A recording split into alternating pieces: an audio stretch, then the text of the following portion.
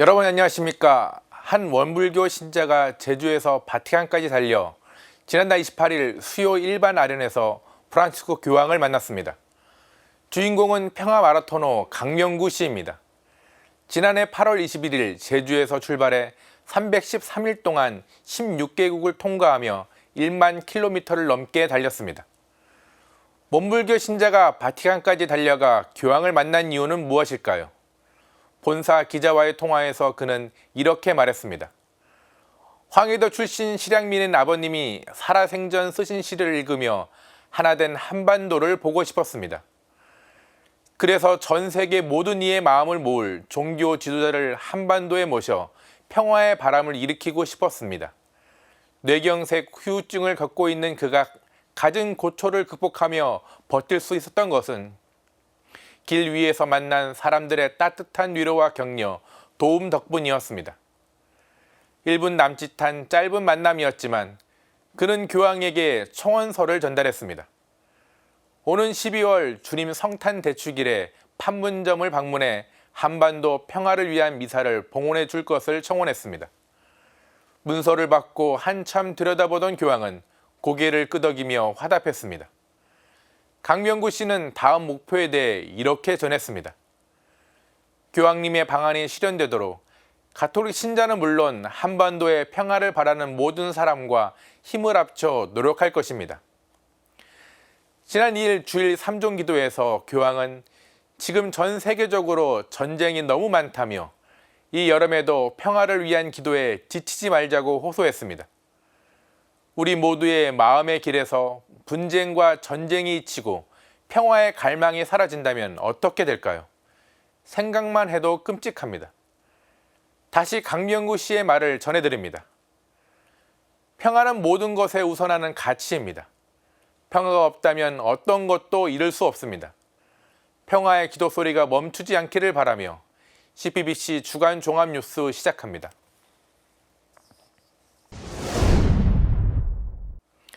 일본의 후쿠시마 오염수 방류 계획이 국제 기준에 부합하다는 국제원자력기구 최종 보고서가 나왔습니다. 정부는 보고서 결과를 존중한다면서 자체 검토 작업이 막바지 단계라고 밝혀왔는데요. 한국천주교회는 국제원자력기구 설립 목적을 지적하며 보고서 결과를 우려하고 있습니다. 후쿠시마 오염수 관련 교회와 전문가들의 반응을 오늘 첫 뉴스로 전해드립니다. 국제원자력기구 IAEA가 공개한 최종 보고서는 예상대로였습니다. 결론은 후쿠시마 오염수 해양 방류 계획이 국제안전기준에 부합한다는 것입니다.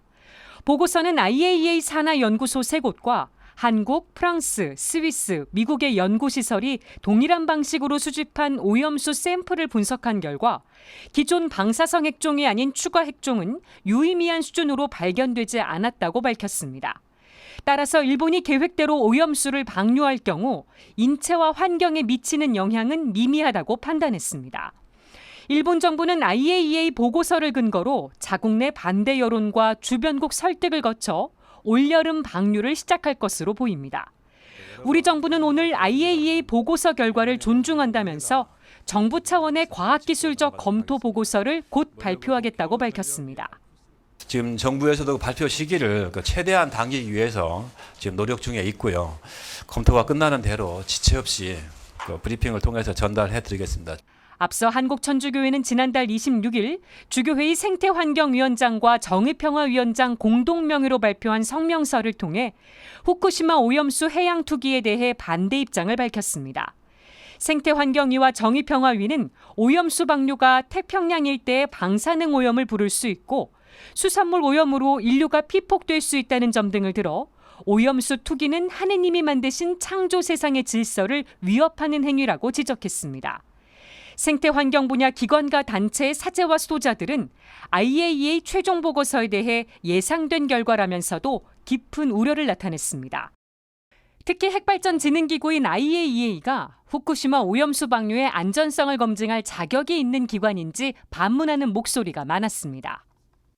IAEA라고 하는 기관 자체가 생태적인 마인드를 갖고 있는 곳이라기보다는 이 핵발전에 관련한 오용 무기로 전환되는지 않는지 하는 것에 대한 관련해서 일하는 기관이라서 이런 기관에서 자연 환경에 대해서 미치는 영향에 대해서 왈가왈부한다는 것 자체가 어불성설이다. 작은 형제회 정의평화 창조질서 보전위원장 김종화 신부는 해양 투기는 일본 정부에서 결정된 사항이기 때문에 IAEA 보고서는 명분을 얻고자 하는 측면이었다고 보여진다며 4대 종단 차원의 해양 투기 반대 서명운동을 계속해 나갈 것이라고 밝혔습니다. 주교회의 생태환경위원회 총무 양기석 신부는 일본이 다른 방법이 있는데도 비용이 제일 적게 들어가는 방식을 선택한 건 힘없는 존재들에게 희생을 강요한 것이라고 지적했습니다. 한국천주교회는 후쿠시마 오염수 해양 방류와 관련된 상황을 계속 예의주시하면서 시민사회 또는 다른 종단과의 연대 또는 대응 방향을 모색해 나갈 계획입니다. CPBC 김혜영입니다. 프란치스코 교황의 평화특사가 러시아를 방문했습니다. 우크라이나를 향한 러시아의 포격이 계속되는 가운데 교황 특사는 인도적 사안을 먼저 해결하자는 입장을 전한 것으로 알려졌습니다. 교황 특사의 러시아 방문 소식 전해드립니다. 이어서 교황청이 발간한 다문화 이주민 사복 안내서 내용을 전해드립니다. 우리는 모두 같은 배를 타고 있습니다. 프란치스코 교황이 항상 강조한 다문화 이주민에 관한 생각인데요. 교황은 회칭 모든 형제들에서 만남의 문화를 발전시키자고 초대하면서 다문화 사목을 제안한 바 있습니다. 이 소식도 함께 전해드립니다. 프란치스코 교황의 평화특사, 이탈리아 주교회의 의장 마테오 주피 추기경이 러시아를 방문했습니다. 주피 추기경은 마리아 리보바 벨로바 러시아 대통령실 아동인권위원과 유리 우샤코프 러시아 대통령실 외교보좌관을 만났습니다. 이어 러시아 정교회 수장 키릴 총대주교와의 회담을 가졌습니다. 모두 블라디미르 푸틴 러시아 대통령의 측근으로 분류되는 인물들입니다. 주피 추기경의 러시아 방문, 초점은 인도주의적 사안에 맞춰졌습니다. 주피 추기경은 이탈리아 매체와의 기자회견에서 이번에 평화 협상안은 없었으며 중재도 하지 않았다고 말했습니다. 전쟁 중재는 우크라이나와 러시아의 입장이 평행선을 달리기 때문에 당장 중재하기 어려운 현실이 반영된 것으로 풀이됩니다. 다만 교황청은 대화의 끈은 이어가는 것에 무게를 뒀습니다. 인도주의적 사안을 먼저 해결하면서 생명을 보호하고 대화를 지속할 수 있는 환경을 만들겠다는 목적인 것입니다. 러시아에서 아동인권위원을 만난 것도 크림반도로 끌려간 2만여 명의 우크라이나 미성년자 문제를 다루기 위한 것으로 보입니다. 이에 대해 주피 추기경은 평화의 길을 여는 인도주의적 이니셔티브를 확인하는 데 목적이 있었다고 설명했습니다. 아울러 주피 추기경은 키릴 총대주교를 만나 무력 충돌을 방지하기 위한 연대 필요성을 언급했습니다. 하지만 교황청의 이런 노력에도 전쟁은 계속되고 있습니다. Anche in questo periodo estivo non stanchiamoci di pregare per la pace, in modo speciale per il popolo ucraino, tanto provato. E non trascuriamo le altre guerre, purtroppo spesso dimenticate, i numerosi conflitti e scontri che insanguinano molti luoghi della terra. Tante guerre ci sono oggi. Interessiamoci di quello che accade, aiutiamo chi soffre, preghiamo, perché la preghiera è la forza mite che protegge e sostiene il mondo. CPBC 맹현균입니다. 프란치스코 교황은 회칙 모든 형제들에서 다름이 공존하는 사회에 대해 다름으로 서로 온전해지고 풍성해지며 서로를 밝혀준다고 강조했습니다. 교황청 인간발전 촉진을 위한 부서 이주사목국이 발간한 다문화 이주민 사목 안내서는 프란치스코 교황의 이러한 생각부터 서문에서 밝히고 있습니다. 이주사목국은 안내서의 발간 목적이 형제애와 보편성으로 하나님 나라를 건설하는 데 있다는 점을 강조합니다. 우리가 아래로부터 시작하고 형제자매인 이주민과 난민을 환대하고 보호하며 증진하고 통합하도록 우리 나라들에서 가장 멀리까지 뻗어나가게 하기 위해서라고 설명합니다. 안내서는 특히 이주민과 난민의 존재가 우리 공동체에 가져다주는 풍요로움에 대한 인식 체험을 통해 심화시키도록 이끌고 그들이 참된 다리의 건설자가 되는 데 도움이 되길 희망합니다. 안내서는 두려움을 인정하고 극복하기, 만남 증진하기, 경청하기와 연민 갖기 등 7가지 단락으로 이루어져 있습니다. 사람은 누구나 새로운 환경과 상황에 대한 두려움을 갖습니다. 이러한 현상은 만남의 증진을 통해 극복할 수 있습니다. 만남에서 비롯된 경청과 연민은 상처 입은 이주민과 난민을 향한 돌봄의 문화를 증진시키는 방향으로 나아가야 한다고 안내서는 제시합니다. 그러면 삼위일체 하느님의 형상 안에서 다양성 속 친교로서 교회에 대한 이해를 증진시킬 수 있습니다. 그렇게 된다면 이주민을 축복으로 이해하고 받아들일 수 있다는 겁니다. 가톨릭 교회는 가톨릭 이주민들이 지역교회의 새 삶을 가져다주는 길이자 기회로 이해하고 소중히 여기라고 부름받습니다. 이주민들은 새로운 활력을 주는 주체가 될 수 있기 때문입니다. 그러면서 이주민들이 자국 공동체에서 습득한 기술과 전문 지식을 제공해 자신들의 풍요로움이 지역 공동체 삶에 이바지한다는 사실을 깨닫도록 힘을 실어줘야 한다고 당부합니다. 이러한 단계를 거쳐 복음화 사명을 수행하고 친교를 향한 협력을 행한다면 교회의 목표인 형제애와 보편성으로 하나님 나라를 건설할 수 있다는 것이 안내서의 요지입니다.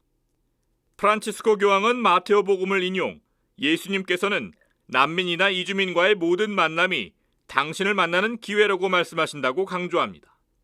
또한 주님의 성령께서 우리가 모든 일을 품어하나 다양성 안에서 친교를 쌓을 수 있게 하신다며 결코 비인간적 회귀라를 강요하는 일 없이 차이들이 조화를 이룰 수 있게 해주신다고 덧붙였습니다. CPBC 이힘입니다. 스웨덴에서 한 청년이 모스크 앞에서 이슬람 경전인 코란을 불태운 사건 논란이 되고 있죠. 이 행위를 두고 표현의 자유라는 의견과 혐오 표현이라는 주장이 대립하고 있습니다. 프란시스코 교황은 이에 대해 표현의 자유가 다른 사람을 경멸, 비난하는 수단으로 사용돼서는 안 된다는 입장을 밝혀왔습니다. 자세한 내용 전해드립니다. 이어서 한국인 젊은 사제 몬시뇰 서임 소식 전해드립니다. 교황청 외교관으로 활약하고 있는 정다운 몬시뇰과 교황청 복음화부 소속 한영택 몬시뇰이 그 주인공입니다. 이 소식도 함께 전해드립니다. 지난달 28일 스웨덴 스톡홀름의 한 모스크 앞입니다. 이라크 출신 남성이 이슬람 경전인 코란을 밟고 불을 붙입니다. 코란 소각 시위가 알려지자 이슬람권 국가들은 분노했습니다. 재발 방지를 촉구하며 종교적 혐오를 금지해야 한다고 목소리 높였습니다. 스웨덴 정부도 화들짝 놀라 이런 행위를 규탄한다는 입장을 밝혔습니다. 그러면서도 스웨덴은 집회, 표현, 시위의 자유에 관한 권리를 헌법상 보장하고 있다고 덧붙였습니다. 논란은 표현의 자유 논쟁으로 이어졌습니다. 경찰은 해당 시위를 불허했지만 법원이 표현의 자유를 이유로 시위를 허가했기 때문입니다. 특정 종교에 대한 혐오를 드러내는 것이기 때문에 금지해야 한다는 주장과 행위에 제한을 두는 것은 표현의 자유 원칙에 위배된다는 주장이 대립하고 있습니다. 코란 소각 논란에 대한 프란치스코 교황의 입장이 나왔습니다. UAE 매체와의 인터뷰에서 관련 질문이 있었고 교황은 이러한 행동에 분개하고 혐오감을 느낀다고 답했습니다. 교황은 사람들이 신성하게 여기는 서적은 해당 신자들에 대한 존중으로 받아들여야 하며 표현의 자유가 다른 사람을 경멸하는 수단으로 사용돼서는 안 된다고 강조했습니다. 그러면서 지난 2019년 수니파 지도자 아흐메드 알타예브 대이맘과 공동으로 서명한 인간 형제에 관한 문서를 언급했습니다. Contribuire attivamente a smilitarizzare il cuore dell'uomo. La guerra non sa creare altro che miseria. Sotto i nostri occhi sono le sue nefaste conseguenze. 민주주의 사회에서 표현의 자유는 기본권입니다. 하지만 굳이 과격한 방식으로 적개심을 드러내는 건 문제 해결에 도움이 되지 않는다는 점을 강조한 것으로 풀이됩니다. CPBC 맹영균입니다. 지난 1월 몬시뇰에 임명된 정다운 몬시뇰은 교황청 외교관입니다. 2019년 외교관으로 정식 임명돼 파견됐으며 현재 리투아니아 교황청 대사관에서 외교관으로서의 사명을 다하고 있습니다. 정 몬시뇰은 2019년 박사학위 논문으로 호평을 받은 적이 있습니다. 당시 논문 제목은 국제법에 따른 한국에서의 탈북자의 지위와 정착인데 난민과 이주민 문제를 탈북자의 사례를 통해 분석해냈다는 평가를 받았습니다. 교황청 복음화부 소속인 한현택 몬시뇰은 지난 5월 서임됐습니다. 한 몬시뇰은 2015년 교황청 보금화부에 파견됐으며 한국인 성직자가 보금화부에 파견된 건 한 몬시뇰이 처음입니다. 특히 2018년과 2021년 문재인 전 대통령이 바티칸에 방문했을 때 통역을 맡았습니다. 당시 교황청 내부 사정에 밝고 이탈리아어에 능통한 한 몬시뇰의 매끄러운 통역으로 교황과 문 전 대통령은 면담 내내 화기애애한 분위기 속에서 이야기를 나눈 것으로 전해졌습니다. 한 몬시뇰은 더 가난하고 겸손한 신부로 살라는 교황님과 교회의 부르심으로 받아들였다고 밝혔습니다. 이번 16일은 28번째 농민주일입니다. 한국천주교 주교회의 생태환경위원장 박현동 아빠스는 농민주일을 앞두고 담화를 발표했는데요. 박 아빠스는 기후재난 시대에 유기농을 다시 생각해달라고 호소했습니다. 담화 주요 내용 전해드립니다. 일반 농산물, 즉 관행농으로 길러진 농산물에는 화학성분이 가득합니다. 농약으로 황폐해진 땅에서 재배되기 때문입니다. 농약은 땅과 물, 그리고 공기까지 오염시키는 주범 가운데 하나입니다. 농약과 생명체는 공존할 수 없습니다. 농사는 생명을 키우고 돌보는 일입니다.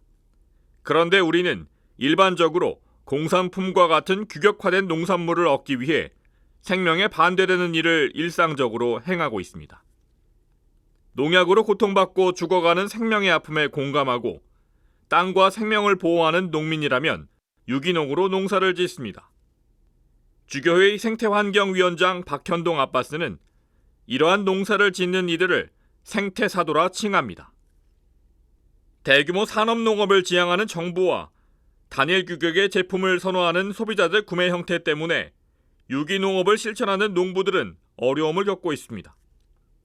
땅은 애정을 주면 결실로 보답해주는데 땅을 보호하고 건강한 먹거리를 생산하는 일의 중요성을 인지하는 이들이 더 늘어나야 한다는 겁니다. 박 아빠스는 유기농업의 가치를 이해하지 못하는 이 사회가 그들을 압박하고 있다고 안타까워했습니다. 그러면서 특별히 가톨릭 농민 회원들은 어려움에도 땅을 지키고 생명을 보호하는 일이 하느님이 주신 사명이라는 것을 깨달아 생태사도로 굳건히 살아가고 있다고 강조했습니다. 아빠스는 또한 농산물의 외형이나 가격을 따지지 않고 꾸준히 선택하고 소비하는 우리농 생활공동체 식구 역시 생태사도라고 말했습니다. 이익과 물질 만능의 세상에 살면서도 희생과 투신을 통해 복음의 가치를 지키며 살아가는 생태사도들이 더욱 많아지기를 희망한다고 밝혔습니다. 기후변화로 인한 이상기후가 우리 삶을 점점 더 어렵게 만들고 있다고 상기시킨 박 아빠스는 프란치스코 교황의 당부에 따라 지금이라도 생태적 삶으로 돌아서야 한다고 역설했습니다. 이 시대는 우리에게 지구 환경을 보호하는 생태사도가 되기를 요청하고 있기 때문입니다. 박 아빠스는 마지막으로 가톨릭 농민 회원들과 우리농 생활공동체 회원들, 하느님의 질서에 따라 생명의 씨를 뿌리고 키우는 모든 이들에게 하느님의 축복을 기원했습니다. CPBC 이힘입니다. 요 며칠 잠을 이루기 어려울 정도로 더우셨죠? 엘니뇨 현상으로 올해는 예년보다 일찍 더위가 찾아왔는데요. 더위가 노동보다 더한 고통인 노동자들이 있습니다. 더위가 때론 노동자들의 생명을 위협하기도 하는데요. 일터에서 폭염과 사투를 벌이는 노동자들의 실태, 또 폭염으로 인해 산재를 예방하는 방안은 무엇이 있는지 전해드립니다. 이어서 각 지방자치단체들이 잇따라 내놓은 폭염 대책을 살펴보겠습니다. 특히 폭염 취약계층을 위한 보호 대책에는 무엇이 있는지 함께 전해드립니다. 7월은 산업안전보건의 달입니다. 폭염은 노동자들의 생명과 안전을 위협하는 요인 가운데 하나입니다.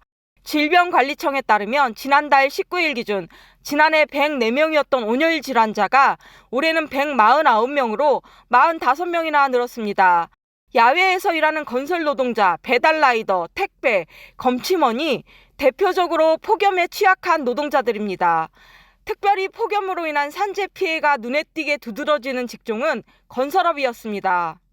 일단 건설 현장 하면 기상청에서 발표하는 온도뿐만이 아니라 철근이 뿜어내는 열기나 혹은 이제 햇빛을 막아줄 게 전혀 없는 오후에 노동을 하시는 분들인지라 굉장히 더운 공간에서 일을 하고, 더군다나 복장도 보면은 그 긴 옷을 입고 일을 하시거든요. 왜냐하면 워낙에 건설 현장이 험하고 뭐 자칫 이렇게 철근에 긁힌달지 아니면 넘어지면 이제 뭐 까진달지 뭐 그런 것들이 빈번하다 보니까.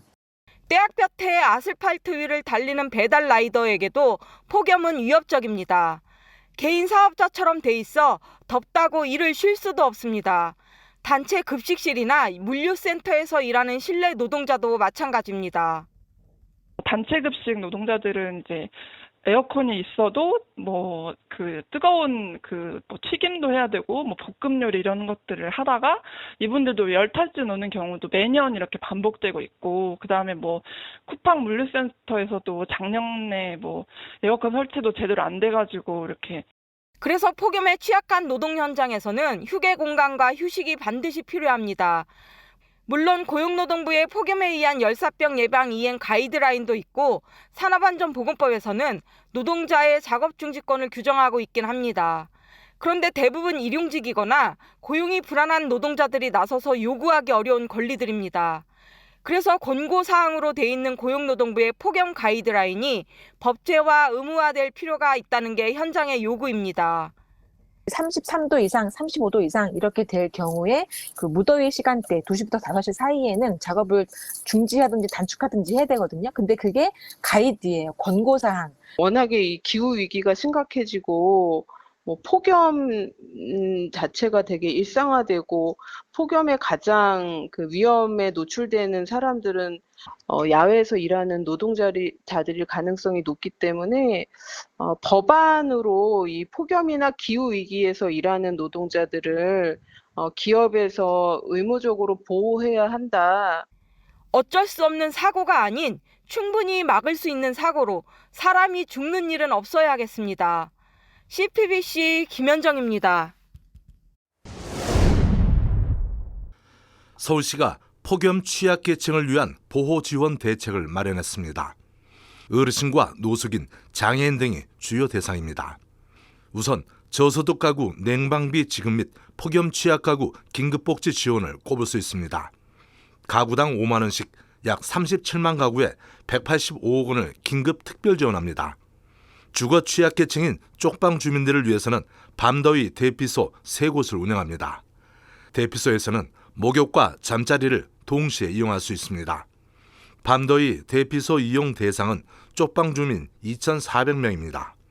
무더위 쉼터도 4,200곳을 목표로 운영합니다. 복지관과 경로당, 주민센터 등 주민 접근이 용이한 시설을 활용해 9월까지 운영할 예정입니다. 경기도는 폭염 특보 발효 시 폭염 상황관리 합동 전담팀을 운영합니다. 아울러 재난안전대책본부를 가동하는 등 폭염 피해 예방에 총력을 기울일 방침입니다. 관련해 폭염 종합대책을 시행합니다. 먼저 그늘막과 그늘나무 등 생활 밀착형 폭염 저감 시설을 확대 설치합니다. 도내 12,600여 곳 설치가 목표입니다. 독거노인과 장애인, 기초생활수급자 등 폭염 취약계층을 대상으로 예방용품 지원 사업도 추진합니다. 경기도는 열섬 완화 및 냉방비 절감을 위한 공공시설 옥상 녹화 사업도 진행합니다. 또 저소득 장애인 가구와 경로당 등의 냉방비를 지원합니다. 저소득 독거노인 가구에 냉방기기 설치 지원 등 취약계층 에너지복지 지원 사업도 전개합니다. 이 밖에 노숙인 현장 보호 및 피서공간 확보 등 폭염 취약계층 피해 방지에도 힘씁니다. 부산시는 인명피해 제로를 최우선 목표로 정했습니다. 이를 위해 폭염 종합대책을 수립하고 총력 대응에 나섰습니다. 폭염 종합대책은 무더위 쉼터 및 폭염 저감 시설 확충, 경로당 냉방비 지원 등 취약계층 관리 강화, 온열질환 응급실 감시체계 운영 등입니다. 대구시는 9월 30일까지 합동 전담팀을 운영하는 등 폭염 대응을 위한 활동에 매진할 예정입니다. 광주시는 현장 근로자, 고령층 등 폭염 취약계층에 대한 맞춤형 폭염 대응을 빈틈없이 추진할 계획입니다. 이런 가운데 서울 기초자치단체들도 다양한 폭염 대응책을 시행하고 있습니다. 영등포구와 강동구, 양천구 등은 관내 숙박업소와 협력해 무더위 쉼터 안전숙소를 운영합니다. 이 밖에 종로구 에어컨 설치, 용산구의 냉장고 지원 등도 눈에 띕니다. CPBC 김영규입니다. 성수를 짓고 성당에 들어가는 신자들의 모습에서 코로나 엔데믹 선언 이후 달라진 신앙생활을 엿볼 수 있는데요. 성수의 올바른 인식과 사용법, 그리고 준성사가 지닌 의미는 무엇인지 알아봤습니다. 함께 보시겠습니다. 성당에 들어서자 신자가 손끝으로 성수를 찍은 뒤 십자성호를 긋습니다. 성당 입구에 놓인 성수반, 그 위로 성수 기도문이 눈에 들어옵니다. 하느님의 집에 들어가기에 앞서 세상의 모든 죄스러움을 쫓아내달라는 정화의 의미가 담겼습니다. 또한 악으로부터 보호해달라는 축복을 구하며 자기 자신의 몸과 마음을 닦아 하느님께 나아간다는 의미를 지닙니다. 성수는 전례에 사용하기 위해 사제가 축복한 거룩한 물입니다. 성경에서 물은 생명과 풍요, 죽음과 정화를 상징합니다. 물에 관한 이러한 성경의 의미는 교회의 정통 가르침과 전례 안에 그대로 스며들어 있습니다.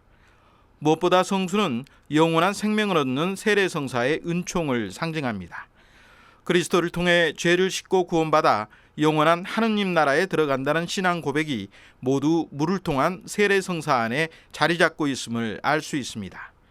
또한 이 성수로 주님의 은총과 생명의 셈인 세례를 저희 안에 새롭게 하시고 저희를 모든 악에서 보호하시어 깨끗한 마음으로 주님께 나아가 구원의 은총을 받을 수 있게 하소서. 성수는 세례성사 외에도 병자나 죽을 위험에 처한 환자를 위한 병자성사를 거행할 때도 사용됩니다. 또한 집이나 자동차, 사무실, 성물 등을 축복할 때도 성수를 뿌립니다. 사제나 부제가 없을 경우 평신도들도 성수를 이용해 축복 예식서에 따라 집이나 교통수단 등을 축복할 수 있습니다. 교회가 중개자로 나서 하느님의 축복을 기원하는 준성사의 거행은 세례로 받은 보편 사제직에 속하기 때문입니다. 다만 하느님의 축복을 간절히 바라는 마음에서가 아니라 미신적인 생각에서 성수를 마시거나 혹은 그 밖에 잘못된 용도로 남용하는 건 경계해야 합니다. 중요한 것은 우리에겐 하느님이 계시고 성수는 하느님이 도와주실 것을 믿고 축복한 물이고 그 축복을 통해서 하느님께서 우리를 도와주시는 거지 그 물 자체에 효과가 있어서 우리를 대신 구원하는 것이 아니기 때문이에요. 성수 축복을 비롯한 준성사의 의미를 올바로 알고 이용할 때 교회의 축복 안에서 우리의 신앙 고백이 가능해질 겁니다. 또한 우리의 행위로 하느님을 기쁘게 해드릴 뿐만 아니라 악마로부터 보호받게 될 것입니다. CPBC 윤재선입니다. 근로기준법이 제정된 지 올해로 70년입니다. 그런데 여전히 5인 미만 사업장 노동자들은 근로기준법의 사각지대에 놓여 있는데요. 이들이 직접 겪은 피해 사례 증언을 전해드립니다. 이어서 폭염 속에서 일하는 야외 노동자들이 잠시 더위를 식힐 수 있는 이동 노동자 쉼터 개소 소식을 전해드립니다. 인천교구 노동사무부가 지난달 28일 문을 연 이동 노동자 쉼터 엠마오인데요. 물과 커피 등 음료는 물론 각종 휴식 공간이 마련돼 있다고 합니다. 현장에 기자가 다녀왔습니다. 적격자를 받은 그 시점까지 거의 내지 않은 장기간 체납된 사실을 알게 되었습니다. 다음 달 월급 지급에 앞서 먼저 보낼 게 있다고 하더니 갑작스럽게 해고 예고 통지서를 서면으로 보냈습니다. 월급에서 4대 보험료를 뗐는데도 사업장에서는 4대 보험료를 장기간 미납하고 노동자가 이의를 제기하자 갑작스럽게 해고 통보를 하고 사업주의 위법한 지시를 거부하고 시정 요구를 하자 괴롭힘 끝에 해고를 당해도 사무국장은 제게 죽여버리고 싶은 걸 참고 있다 등의 욕설까지 하는 상황이 되었습니다. 결론적으로 그 5인 미만 사업장이라는 이유로 부당이고 구제하는 각하, 직장 내 괴롭힘 신고는 혐의 없음 등의 처분을 받았습니다. 이들은 구제받을 길이 없었습니다. 5인 미만 사업장 노동자는 가해자가 휘두르는 칼날에 수없이 찔려도 어느 누구에게 도움을 받을 수도 없는 모두 직장갑질 119가 주최한 5인 미만 직장인 성토 대회에서 터져나온 경험담입니다. 근로기준법의 보호를 받지 못해 깜깜이 해고, 연장 야간 휴일 수당 미지급, 주 52시간 노동 적용 제외, 직장 내 괴롭힘을 당해도 구제받을 길이 없는 5인 미만 사업장의 노동자들, 이들은 과연 헌법이 보장하는 인간의 존엄성이라는 걸 보장받고 있는가 하는 의문이 들 정도입니다. 조사 결과에 따르면 지난해 2월 이후 5인 미만 사업장 노동자 중 본인의 의지와 무관하게 실직한 경험이 있는 노동자는 5명 중 1명꼴로 20%를 웃돌았습니다. 이는 300인 이상 사업장 노동자의 3배에 달하는 수치입니다. 또 올 3월 기준 5인 미만 사업장 근로자 절반 가까이는 직장 내 괴롭힘을 당한 것으로 나타났습니다. 2020년 이후 올해 3월까지 고용노동부에 부당해고 구제 신청을 했으나 5인 미만 사업장이라는 이유로 각하된 건 312건이나 됐습니다. 5인 미만 사업장이라는 이유로 제대로 다퉈보지도 못한 부당해고 구제 신청 사례가 매년 약 90건 이상인 걸로 나타났습니다. 사람답게 살기 위해 일을 하는 것인데 5인 미만 사업장은 사람답게 살 수 있는 터전은커녕 범법지대가 되고 있는 셈입니다. 5인 미만 사업장 노동자들이 받는 임금 수준도 처참하기는 마찬가지입니다. 5인 미만 사업장의 근로자분들은 300인 이상 근로자분들의 임금 수준의 39.0%밖에 받지를 못하고 계세요. 그리고 성별 임금 격차도 굉장히 벌어져 있는데요. 5인 미만 사업장은 최저임금 미만율이 아주 높고요. 일은 많이 하고 임금은 적게 받고 위험한 공간에서 최소한의 신분조차 보장받지 못하는 5인 미만 사업장 근로자들에게 가장 시급한 건 근로기준법 적용입니다. 모든 노동자들에게 근로기준법을 적용하도록 하는 법 개정안이 발의됐지만 지난해 1월 이후 국회 상임위 법안 논의는 제자리 걸음입니다. 제가 작년에 그 국회를 통해서 또 이걸 좀 알아봤는데요. 5인이라고 정한 이 기준에 합리적인 근거가 있느냐, 어떠한 답변도 받지 못했습니다. 근로기준법상 5인 미만 적용 제외 규정을 삭제하는 방법뿐입니다. 아울러 한 해 400여 명, 하루 1명 이상의 5인 미만 사업장 노동자들이 산업재해로 사망하는 현실을 고려할 때 중대재해처벌법의 적용 확대도 시급한 문제입니다. CPBC 김현정입니다. 이동 노동자는 배달기사와 가스검침원, 방문교사 등 계속 이동하며 일하는 노동자를 말합니다. 이동 노동자들은 업무 특성상 계속해서 이동해야 하기 때문에 마땅히 쉴 곳이 없는 어려움을 호소합니다. 특히 여름철 폭염에 노출될 경우 심하면 목숨을 잃는 등 위험한 상황에 놓이기도 합니다. 인천교구 노동사무부가 이동 노동자 100명을 대상으로 실시한 조사에서도 도로변에서 휴식을 취하거나 인근 카페나 편의점 등에서 휴식을 취한다는 답변이 줄을 이뤘습니다. 모바일과 디지털 경제가 발달하고 코로나 팬데믹을 거치면서 이동 노동자 수는 크게 늘었지만 근로기준법상 이동 노동자는 아직 노동자로 인정받지 못하고 있습니다. 이에 인천교구 노동사무부는 교구 노동자센터에 이동 노동자를 위한 쉼터 엠마오를 개소했습니다. 엠마오는 예루살렘 북서쪽 예수님이 부활한 후 두 제자를 만난 장소로 쉼터 휴식이라는 뜻입니다. 인천교구 사무처장 김일혜 신부 주례로 봉헌된 축복식에는 교구 노동사무부 부국장 양성일 신부, 플랫폼 배달 노동자 등 70여 명이 참석했습니다. 이곳이 정말 저희 많은 이동 노동자들이 함께 보이지 않게 있는 분들에게 좀 휴식처가 될 수 있도록 그대로 엠마오의 장소가 되기를 간절히 바랍니다. 그리고 새로운 비전을 또 보여주는 그러한 마음이 다시 한번 감사드리고요.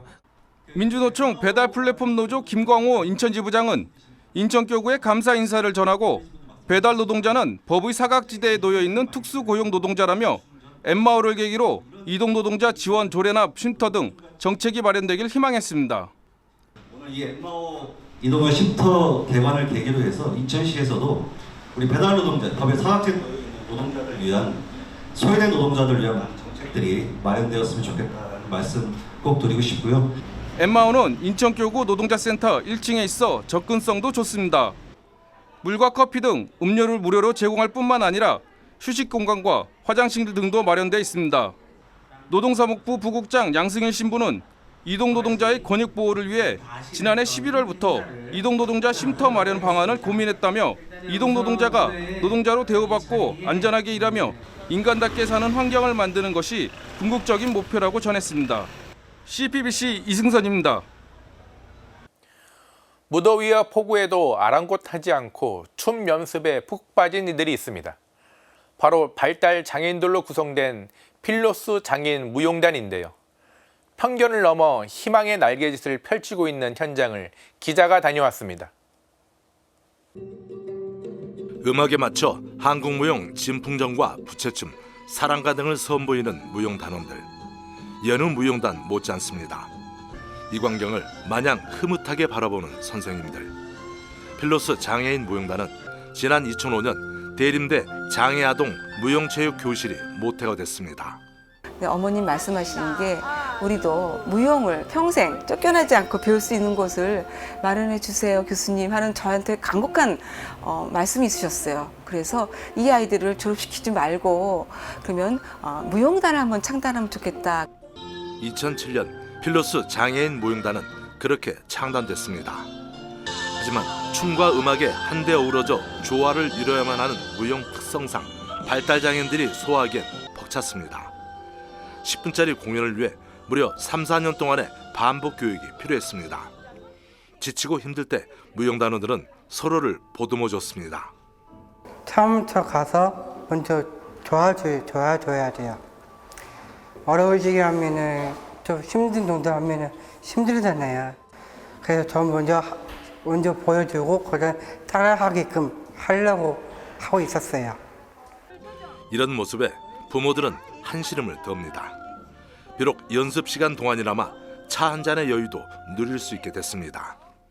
원래 춤추고 하는 걸 좋아했는데 그런 장애인이라서 그런 걸 접할 기회가 없었는데 또 다른 친구들과 같이 무용하면서 되게 즐거워하고 재밌어하고 또 공연 가면 그 공연하는 그 순간도 참 뿌듯해해요. 단원들의 열정은 희망 날개로 비상했습니다. 학교는 물론 교도소, 소록도 등을 찾아 장애 편견을 이겨낸 공연을 선보였습니다. 그 박수를 치신 그 손이 장갑을 다 끼고 계셨어요. 그 모습을 보고 다 저희 울었어요. 근데 그 손으로 정말 뜨겁게 박수를 쳐주시는 거예요. 그래서 너무너무 감동을 받고 우리 서로 감동을 받았어요. 무용단 지도 전후 꼭 성당에 들러 기도를 드린다는 임 이사장. 필로스 장애인 무용단은 많은 이의 꿈과 희망 나눔이라고 의미를 부여합니다. 때문에 장애인들을 위한 문화예술체육 교육기관이 반드시 필요하다고 강조합니다. 정말 예술가로 활동할 수 있고 장애인 선수로서 활동할 수 있는 정말 단단한 기반이 만들어져서 이들도 정말 예술가로서 선수로서 정말 살아갈 수 있는 기반이 세상에 만들어지기를 꿈꿉니다. 어느덧 창단 20년을 앞두고 있는 필로스 장애인 무용단. 임 이사장은 무용단을 통해 누구나 평등하다는 세상이 하루빨리 오길 소망합니다. 그때까지 필로스 장애인 무용단은 가장 어려운 곳에 가장 낮은 자세로 찾아가 희망과 사랑을 전할 예정입니다. CPBC 김영규입니다. 성지순례하면 무엇부터 떠오르는지요? 아름다운 자연 경관과 토속 음식이 떠오르시나요? 성지에서는 신앙 선조가 겪은 순교의 과거와 평화로운 현재를 마주하게 됩니다. 여름 휴가철을 맞아 가족들과 성지순례에 나서보면 어떨까요? 지난 5월 새로 조성된 진상성지 새 성당과 순례길을 기자가 영상 뉴스로 꾸몄습니다.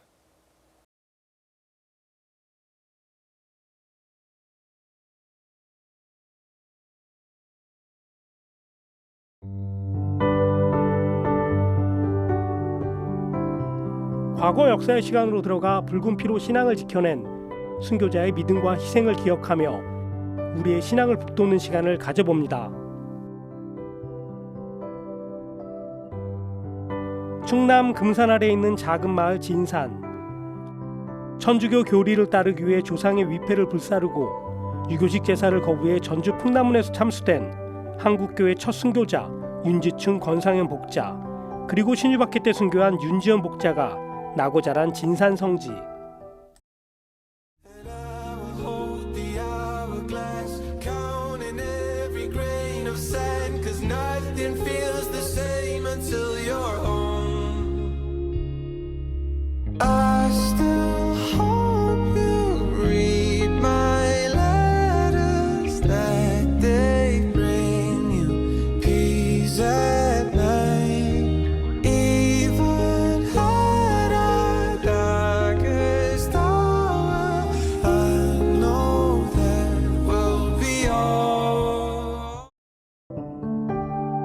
십자가의 길을 따라 어머니께 청하오니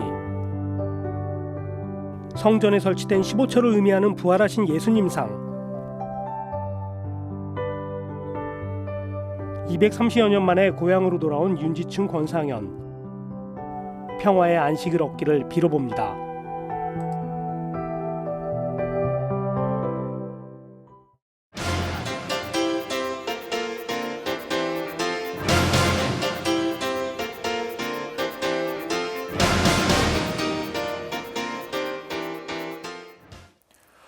먹방, 먹는 방송을 줄인 말인데요. 방송과 SNS에는 종일 음식 소개와 먹는 장면을 담은 먹방이 넘쳐납니다.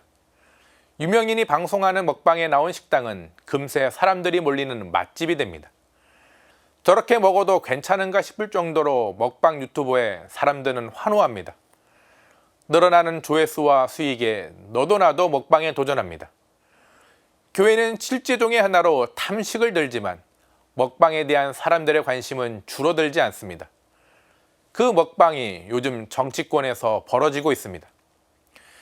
요즘 정치권, 특히 여권은 회 먹방이 한창입니다.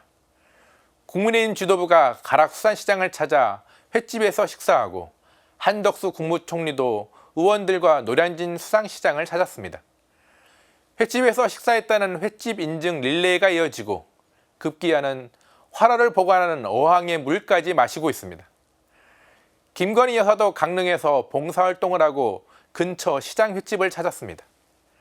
모두 후쿠시마 원전 오염수 방류에 대한 괴담과 싸우겠다고 먹방을 하고 있습니다.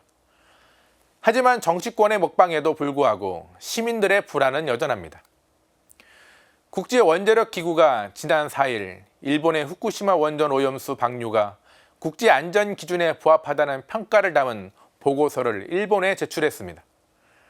국제원자력기구는 일본의 후쿠시마 원전 오염수 방류 계획이 국제안전기준에 부합하고 인간과 환경에 미칠 방사능 영향은 무시할 정도로 작다고 했습니다. 이 보고서를 근거로 일본의 오염수 방류는 카운트다운을 사실상 시작합니다. 국제원자력기구는 방사능 처리를 포함해 여러 가지를 종합적으로 살펴보았다고 했습니다. 하지만 전문가들은 보고서의 다양한 부분에서 의문시되는 점이 있다고 합니다. 여기에 핵발전 산업의 확대와 활성화를 목표로 하는 국제원자력기구의 한계가 보고서의 신뢰성에 의문을 가지게 만듭니다. 국제원자력기구의 검토 결과에 대해 독립적인 전문가들의 면밀한 검증이 필요한 이유입니다. 그러기에 일본 시민을 포함한 국제사회가 가지는 오염수에 대한 불안은 여전합니다.